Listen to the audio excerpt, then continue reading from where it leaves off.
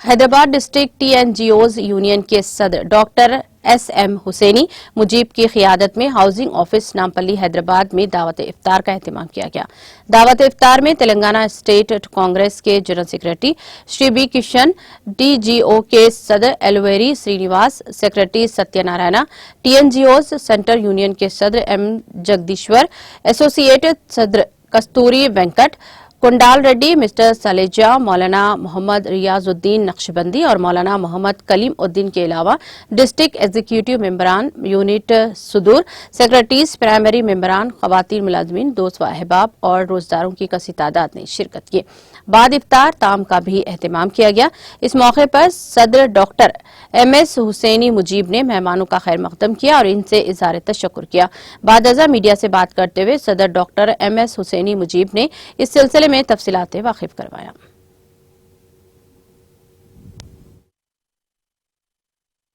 अस्सलामुअलैकुम रहमतुल्लाहि व बरकातुहू। आज Telangana NGOs union Hyderabad district की जानिब से रमज़ान के रोज़े का इंतज़ाम किया गया और यहाँ पर इफ्तार किया गया।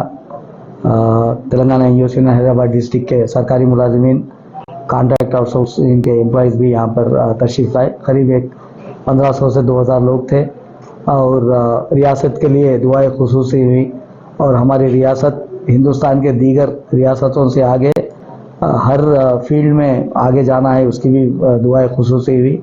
और ये प्रोग्राम में मेहमान खुसूसी के हैसियत से हमारे Telangana NGO union state president जनाब मारम जगदीश साहब और गेस्टेड ऑफिसर्स के प्रेसिडेंट जनाब एलूरी श्रीनिवास साहब भी शिरकत किए।